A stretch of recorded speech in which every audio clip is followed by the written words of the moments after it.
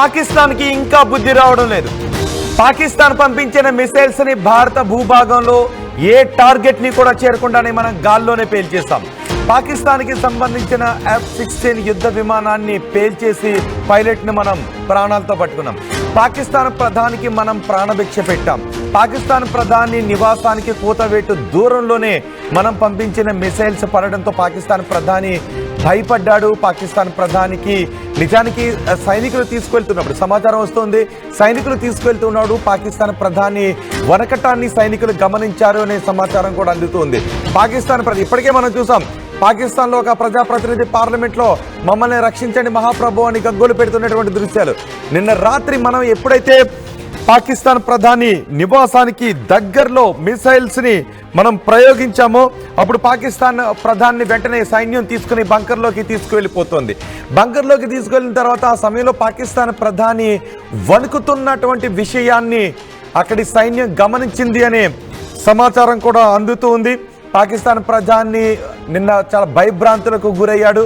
అయినప్పటికీ కూడా పాకిస్తాన్కి బుద్ధి రావడం లేదు. తెల్లవారుజామున 4:15 మరోసారి భారత్ పై దాడికి ప్రయత్నం చేసింది. సరిగ్గా తెల్లవారుజామున 4:15 జమ్మూ కాశ్మీర్లో భారత్ పైకి ఒక డ్రోన్ ని పంపించింది. దాన్ని కూడా మన భద్రతా బలగాలు కూల్చివేశాయి. ఇప్పటికే పాకిస్తాన్ ఎయిర్ డిఫెన్స్ వ్యవస్థని మనం నాశనం చేశాం. పాకిస్తాన్ పంపించిన మిసైల్స్ అన్ని నేలకూల్చేసాం. పాకిస్తాన్ యుద్ధ విమానాన్ని నేలకూల్చేసాం. పాకిస్తాన్ పైలట్ ని మన ప్రాణాలతో పట్టుకున్నాం. అయినా సరే చూడండి ఒకసారి, మొదటి బాక్స్ లో మీరు చూస్తున్నది తెల్లవారుజామున సరిగ్గా 4:15 మరో డ్రోన్ ని పాకిస్తాన్ ప్రయోగించింది. అయితే ఆ డ్రోన్ ని కూడా మనం నిర్వీర్యం చేశాం. ఇప్పటికే ఆపరేషన్ సింధూర్ జరుగుతూ ఉన్నప్పుడు పాకిస్తాన్ దొంగ దెబ్బతీసి కాశ్మీర్లో ఉన్న కొంతమంది పౌరులను పొట్టన పెట్టుకుంది. కానీ నిన్న జరిగిన ఈ భీకర యుద్ధంలో, భీకర దాడిలో మన దేశానికి చెందిన ఒక్క పౌరుడికి కూడా ఎటువంటి హాని జరగకుండా మనం కాపాడగలిగాం. మన ఎయిర్ డిఫెన్స్ వ్యవస్థతో పాకిస్తాన్ ప్రయోగించిన మొత్తం మిసైల్స్ అన్నిటినీ కూడా నేల కూల్చాం. అంతేకాదు ఇస్లామాబాద్లో ప్రధాని నివాసానికి దగ్గరలోనే మన మిసైల్ని ప్రయోగించాం. ఇక కరాచీ పోర్ట్ని మనం నిర్వీర్యం చేసేసాం. కేవలం వాళ్ళ ఎయిర్ డిఫెన్స్ వ్యవస్థని నిర్వీర్యం చేయడమే కాదు, కరాచీ పోర్టు కూడా సుమారు 60 నుంచి 70% ధ్వంసమైనట్టుగా తెలుస్తోంది. కరాచీ పోర్ట్ నుంచే ఇప్పుడు ఎక్కువగా పాకిస్తాన్ వ్యాపార లావాదేవీలు, వ్యాపార కార్యకలాపాలు నిర్వహిస్తూ ఉంటుంది. అక్కడి నుంచే సముద్ర వ్యాపారం కరాచీ పోర్ట్ నుంచే ఎక్కువగా జరుగుతుంది. ఇప్పుడు కరాచీ పోర్టు పూర్తిగా ధ్వంసం అయిపోయింది. ఇప్పటికే మనం విధించిన ఆంక్షలతో పాకిస్తాన్లో ఆర్థిక పరమైనటువంటి ఇబ్బందులు తలెత్తాయి. ఇప్పుడు పాకిస్తాన్ భారతదేశంతో యుద్ధాన్ని కోరుకుంది. భారతదేశం మాత్రం పాకిస్తాన్లో ఉన్న ఉగ్రవాదులను అంతమొందించాలి అనుకుంటే పాకిస్తాన్ భారతదేశంతో యుద్ధాన్ని కోరుకొని ఇప్పుడు పాకిస్తాన్ పూర్తిగా చితికిపోతున్నటువంటి పరిస్థితే కనిపిస్తుంది. కరాచీ పోర్టు పూర్తిగా ఒక విధంగా చెప్పుకోవాలంటే కరాచీ పోర్టు ఇక లేదు. కరాచీ పోర్టు పూర్తిగా ధ్వంసమైనట్టే. 70% కరాచీ పోర్టు ధ్వంసమైంది అంటే ఇక కరాచీ పోర్టు మళ్ళీ పునర్నిర్మాణం ఇప్పట్లో సాధ్యమయ్యే అవకాశం లేదు. ఎందుకంటే పాకిస్తాన్ దగ్గర ఇటువంటి వనరులు లేవు. ఆర్థికంగా పాకిస్తాన్ చితికిపోయింది కాబట్టి. ఇక పాకిస్తాన్ అయినప్పటికీ కూడా పాకిస్తాన్కి బుద్ధి రాలేదు. ఎందుకంటే పాకిస్తాన్లో ఆలోచన చేసేది సైనికులు మాత్రమే. యుద్ధాన్ని కోరుకునేది, రక్తపాతాన్ని సృష్టించాలనుకునేది, ఉగ్రమూకలకు ప్రోత్సాహాన్ని అందించేది సైన్యం కూడా. సైన్యానికి పాకిస్తాన్లో ఉన్న ఉగ్రవాదులకు తేడా లేదు. నిన్న ఒక విషయాన్ని మనం గుర్తుపెట్టుకోవాలి. ఎప్పుడైతే మనం పాకిస్తాన్ ప్రధాని నివాసానికి దగ్గరలో, ఇస్లామాబాద్ దగ్గరలో మనం మిసైల్స్ని ప్రయోగించామో, ఇస్లామాబాద్ దగ్గరలో పాకిస్తాన్ ప్రధాని మనం ప్రయోగించినటువంటి ఆ మిసైల్ శబ్దాన్ని విని పాకిస్తాన్ ప్రధాని ఒక్కసారిగా భయభ్రాంతులకు గురయ్యాడంట. పాకిస్తాన్ ప్రధాని వణుకుతున్నటువంటి విషయాన్ని ఆ సైనికులు కూడా గమనించారంట. అందుకే పాకిస్తాన్ ప్రధాని వెంటనే సైనికులు బంకర్లోకి తీసుకుని వెళ్ళిపోయారు అని చెబుతున్నారు. ఇప్పుడు పాకిస్తాన్ ప్రధాని బంకర్లో దాక్కున్నాడు. పాకిస్తాన్ ప్రధాని వణకటం అయినప్పటికీ కూడా పాకిస్తాన్కి బుద్ధి రావడం లేదు. ఇప్పటికే 4500 మంది సైనికులు పాకిస్తాన్ ఆర్మీని వదిలి వెళ్ళిపోయారు. ఇటు పాకిస్తాన్ ప్రజాప్రతినిధి పాకిస్తాన్ పార్లమెంట్లో మమ్మల్ని కాపాడండి అని ఏడుస్తూ మాట్లాడుతూ ఉన్నాడు. ఇటు ప్రధానికి మనం ప్రాణభిక్ష పెట్టాం, పాకిస్తాన్ ప్రధానికి మనమే ప్రాణభిక్ష పెట్టాం. కావాలి అనుకుంటే మేము ఏ లక్ష్యాన్నైనా ఛేదించగలము అనే సంకేతాన్ని ఇచ్చాం. కావాలనుకుంటే మేము భారతదేశం నుంచి మీ దేశ భూభాగంపై అడుగు పెట్టకుండానే మీ దేశంలో ఉన్న ఏ లక్ష్యాన్నైనా ఛేదించగలమనే సంకేతాలు ఇచ్చినప్పటికీ కూడా పాకిస్తాన్కి బుద్ధి రావడం లేదు. ఇంకా భారతదేశంపైకి దాడులకు కాలు దువ్వుతూనే ఉంది. ఈ తెల్లవారుజామున సరిగ్గా 4:15 మరో డ్రోన్ని జమ్మూ కాశ్మీర్లో ప్రయోగించింది. దాన్ని కూడా మనం కూల్చేసాం. ఇక పాకిస్తాన్కి ఏం చేయాలో అర్థం కావట్లేదు. ఒకవైపు భయంతో పాకిస్తాన్ ప్రధాని బంకర్లో దాక్కుని వణికిపోతున్నాడు. ఇది మనం అనుకోవటానికి కాదు, నిజంగానే వణుకుతున్నాడంట. పాకిస్తాన్ ప్రధాని వాళ్ళ సైనికులు తీసుకువెళ్తూ ఉన్నప్పుడు, బంకర్లో దాక్కోబెట్టడానికి తీసుకువెళ్తూ ఉన్నప్పుడు పాకిస్తాన్ ప్రధానికి బహుశా మొన్న జరిగినటువంటి దాడి, మనం ముష్కర్లపై జరిపినటువంటి దాడి ఘటన గుర్తొచ్చి ఉండుంటుంది. ఇప్పటికే హఫీజ్ సయీద్ కూడా భయపడుతూ ఉన్నాడు. బేరాలపోయినటువంటి హఫీజ్ సయీద్ కూడా భయపడుతూ ఉన్నాడు. మొన్న మనం ఆపరేషన్ సింధూర్లో 100 మందికి పైగా ఉగ్రవాదులను మట్టిపెట్టాం. ఈ దృశ్యాలన్నీ చూసి ఇప్పుడు పాకిస్తాన్ ప్రధాని నిజంగానే వణుకుతున్నాడంట. నాకు కొద్ది దూరంలో ఆ శబ్దాన్ని నేను విన్నాను, ఆ శబ్దం నాకు వినబడింది, నేను చూశాను అని పాకిస్తాన్ ప్రధాని కూడా అంటున్నాడంట. అందుకే పాకిస్తాన్ ప్రధాని తీసుకుని వెళ్ళి బంకర్లో దాక్కోబెడుతూ ఉంటే, సేఫ్ ప్లేస్కి తీసుకువెళ్తూ ఉంటే పాకిస్తాన్ ప్రధాని వణికాడంట. ఇక బహుశా పాకిస్తాన్ ప్రధాని ఏడ్చుండొచ్చు కూడా. ఆ విషయాలు కూడా మనం వినే అవకాశం ఉంటుంది. ఇక జమ్మూ కాశ్మీర్పై మరోసారి పాకిస్తాన్ దాడులకు తెగబడింది. ఎందుకంటే పాకిస్తాన్ ఆర్మీకి పాకిస్తాన్ ఉగ్రవాదులకి తేడా లేదు కాబట్టి దాన్ని కూడా మనం సమర్థవంతంగా తిప్పుకుంటాం. ఇప్పుడు పాకిస్తాన్ దగ్గర సరైన ఎయిర్ డిఫెన్స్ వ్యవస్థ కూడా లేదు. ఎయిర్ డిఫెన్స్ వ్యవస్థ, ఏ దేశానికైనా ఎయిర్ డిఫెన్స్ వ్యవస్థ కుప్పకూలిపోయింది అంటే ఇతర దేశాల నుంచి వచ్చేటటువంటి వైమానిక దాడులను ఆ దేశ వ్యవస్థ అడ్డుకోలేదు, మిసైల్స్ని అడ్డుకోలేదు. మన ఎయిర్ డిఫెన్స్ వ్యవస్థ చాలా స్ట్రాంగ్గా ఉంది కాబట్టి ఒక్క మిసైల్ని కూడా మనం మన భూభాగంపై పాకిస్తాన్ గురిపెట్టినటువంటి లక్ష్యాన్ని చేరనివ్వలేదు. కానీ మనం గురిపెట్టినటువంటి ప్రతి లక్ష్యాన్ని కూడా మనం చేరాం. అయినప్పటికీ పాకిస్తాన్కి బుద్ధి రావట్లేదు. ఒకవైపు పాకిస్తాన్ ప్రధాని భయంతో బంకర్లో వణుకుతూ ఏడుస్తూ ఉన్నాడు. మరోవైపు ఉగ్రవాదులు చచ్చిపోయి పాకిస్తాన్ ఆర్మీ పుట్టెడు దుఃఖంలో ఉంది. అయినప్పటికీ కూడా పాకిస్తాన్కి బుద్ధి రావడం లేదు. భారత్పై కయ్యానికి కాలు దూతూనే ఉంది. ఒక్క డ్రోన్ కూడా మన భూభాగంపై పడడం లేదు. ఇక వాళ్ళ దేశానికి చెందిన పైలట్ కూడా మన ఆర్మీకి చిక్కడంతో ఏ సమాచారాన్ని బయటపెడతాడోనని పాకిస్తాన్ ప్రధాని కూడా ఇప్పుడు భయపడుతూ ఉన్నాడట. మా ప్రతినిధి కృష్ణమోహన్ ఉన్నారు పూర్తి సమాచారం అందించడానికి. కృష్ణమోహన్, నిన్న రాత్రి పాకిస్తాన్ చేసినటువంటి దాడిలో భారతదేశానికి ఎటువంటి నష్టం కూడా కలగలేదు. ఒక్క లక్ష్యాన్ని కూడా వాళ్ళు చేరలేకపోయారు, ఒక్క లక్ష్యాన్ని కూడా ఛేదించలేకపోయారు. మనం ఆ వాళ్ళ మిసైల్స్ని ధ్వంసం చేయడంతో పాటు వాళ్ళ దేశంపై మనం చాచి కొడితే కరాచీ పోర్టు కూడా సగం పోయినటువంటి పరిస్థితి కనిపిస్తుంది. అయినప్పటికీ కూడా పాకిస్తాన్కి ఇంకా బుద్ధి రావట్లేదు. అసలు తెల్లవారుజామున మళ్ళీ ఏ ధైర్యంతో పాకిస్తాన్ ఈ డ్రోన్ ప్రయోగించింది అనుకోవచ్చు? రోహిత్, నిజంగానే పాకిస్తాన్కి 1971 తర్వాత నిన్న జరిగిన రాత్రి మాత్రం అది ఒక కాలరాత్రిగానే మిగిలిపోయిందని చెప్పాలి. పాకిస్తాన్ అనుకున్న ఏదైతే క్షిపణులను ప్రయోగించిందో ఇండియా మీదకి దాదాపుగా 12 చోట్ల క్షిపణులు ప్రయోగం చేస్తే దాని డిఫెన్సివ్ వ్యవస్థను మొత్తాన్ని కూడా డిస్ట్రాయ్ చేసింది భారత సైన్యం. ఆల్మోస్ట్ ఆల్ 2 JF-17లు, F-16 లాంటి అమెరికా F-16 విమానాన్ని ఫ్రీగా ఇచ్చింది. అలాగే చైనా దగ్గర JF-17ని 2 కొన్నారు. సో ఈ 2 యుద్ధ విమానాలను కూడా నిన్న రాత్రి ధ్వంసం చేసిన పరిస్థితి. F-16లో అక్కడ విమానాన్ని నడిపిన పైలట్ను కూడా భారత ఆర్మీ ఆధీనంలోకి తీసుకున్నాడు. అతని దగ్గర నుంచి పూర్తి సమాచారాన్ని సేకరించే పనిలో భారత్ మిగిలింది. ఇక రాత్రి నిజంగానే భారత్ ప్రయోగించిన దాడులకి పాకిస్తాన్ ప్రధాని షరీఫ్ చుక్కలు చూశాడు. నిజంగానే ఈరోజు రాత్రి బతికితే మేల్రా దేవుడా అనే ఒక భయాందోళనకి గురైన షరీఫ్ని అప్పటికప్పుడు పాకిస్తాన్ ఆర్మీ సేఫ్గా ఒక బంకర్లోకి తీసుకువెళ్ళి అతన్ని దాచిపెట్టే ప్రయత్నం అయితే చేసింది. ఇప్పుడు పాకిస్తాన్ ప్రధాని ఏం మొహం పెట్టుకొని ఈరోజు బయటకు వస్తాడు? నిజంగానే పాకిస్తాన్ ప్రధాని బయటకు వచ్చి చర్చ జరిపే ఏదైనా మీటింగ్లో కావచ్చు, ఆర్మీతో మాట్లాడే ప్రయత్నం కావచ్చు, మీడియా ముందుకు వచ్చే ప్రయత్నం కానీ చేస్తాడా లేదా అనేది కూడా చాలా ఆసక్తికరంగా చూస్తుంది. అయితే నిన్న రాత్రి జరిగిన మేజర్ డ్యామేజ్ పాకిస్తాన్లో మాత్రం కరాచీ పోర్ట్.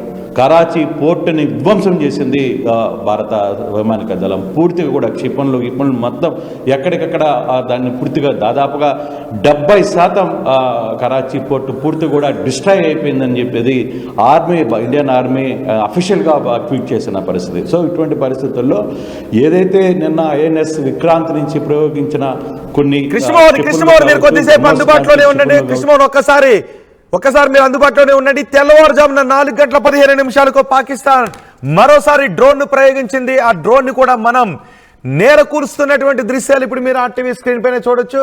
ఇప్పుడు మీరు ఆర్టీవీ స్క్రీన్ పైన చూస్తున్నదే మనం ఆ ప్రదేశంలోనే డ్రోన్ ని నేల కూల్చాం. ఒక డ్రోన్ మళ్ళీ పాకిస్తాన్ ప్రయోగించింది భారతదేశం పైకి. ఆ డ్రోన్ ని మనం నేల కూలుస్తున్నటువంటి దృశ్యాలు కూడా ఆర్టీవీ స్క్రీన్ పైన చూడొచ్చు. ఇప్పటికే పాకిస్తాన్ ని మనం చావచిత కొట్టాం. ఆపరేషన్ సింధూర్ తో కేవలం పాకిస్తాన్ ఉగ్ర శిబిరాలను మాత్రమే మనం నాశనం చేశాం. ఎప్పుడైతే పాకిస్తాన్ తన సైన్యాన్ని భారతదేశం పైకి ఎయిర్ స్ట్రైక్స్ చేయడానికి ప్రయత్నం చేసిందో వాళ్ళ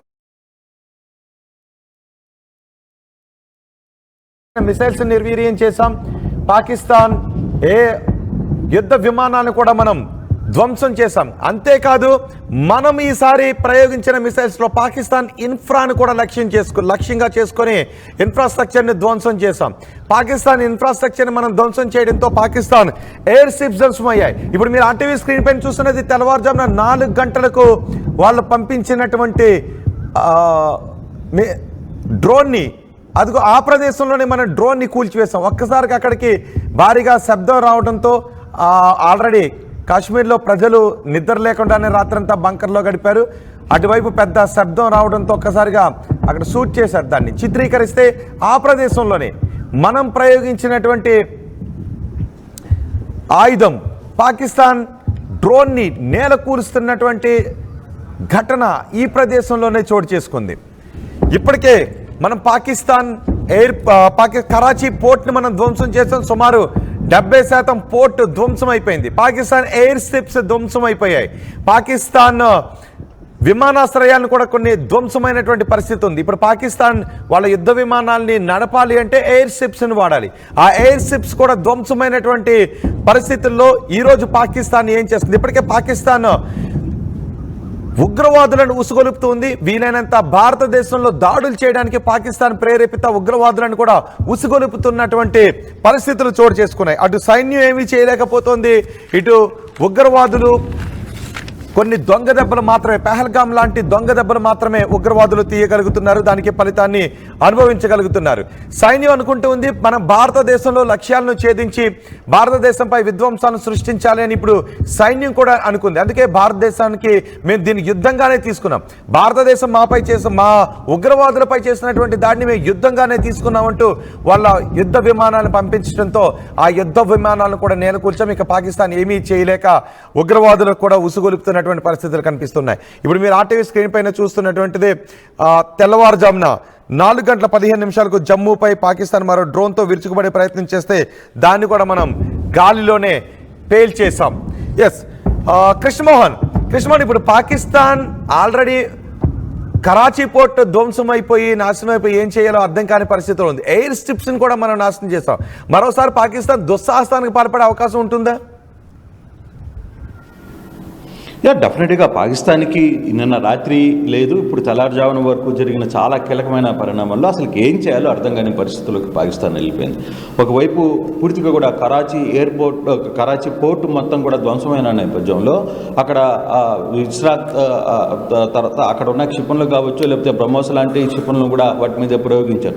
మరోవైపు టర్కీ నౌక అరేబియా సముద్రంలోకి వస్తుందని చెప్పి ఆల్రెడీ వాళ్ళు సపోర్ట్ చేసుకునేదానికి టర్కీ నౌకను కూడా పంపించారు. కానీ ఆ టర్కీ నౌక కరాచీలోకి రాకుండానే కొంత అక్కడే ఆపేసిన పరిస్థితి ఉంది. ఇప్పుడు పాకిస్తాన్కి అండగా వచ్చిన టర్కీ నౌక ఏం చేయబోతుంది అనేది కొంత దాని మీద దృష్టి పెట్టారు. ఎందుకంటే చైనా వస్తువులు నిజంగానే మన ఇండియాలో చైనా వస్తువులు అంటే ఇది చైనా సరఫరా అంటాం మనం సర్వసాధారణంగా.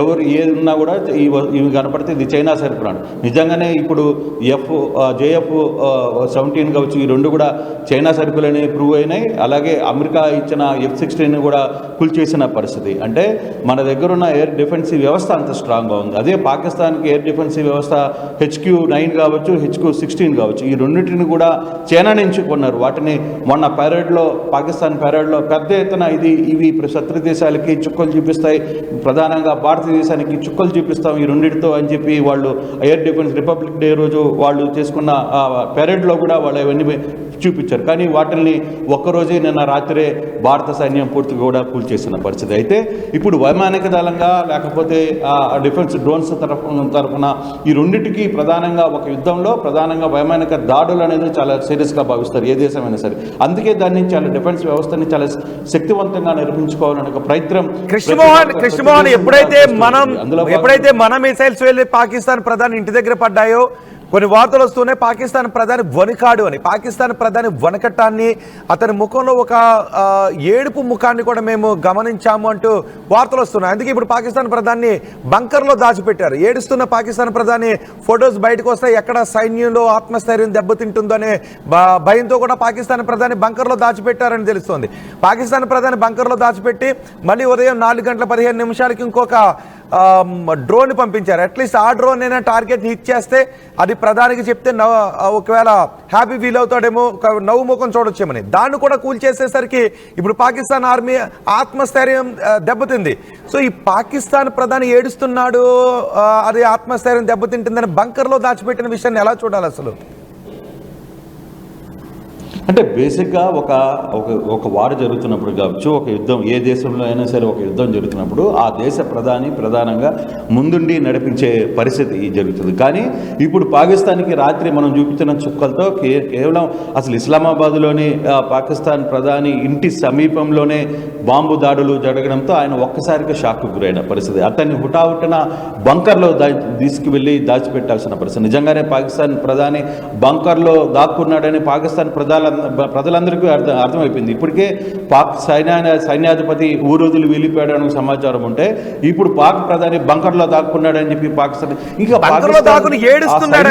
ఎవరు నిజానికి సేఫ్ ప్లేస్ కి తీసుకెళ్తారు. బంకర్లో దాచేటప్పటికి అంటే ప్రధాని అంటున్నాడు, నేను విన్నాను, నాకు వినపడింది శబ్దం, నేను చూశాను అని ఒక టెన్షన్లో ఉన్నాడంటే, ఏడుస్తున్నాడు అనేటువంటి ఒక సమాచారం కూడా వస్తుంది.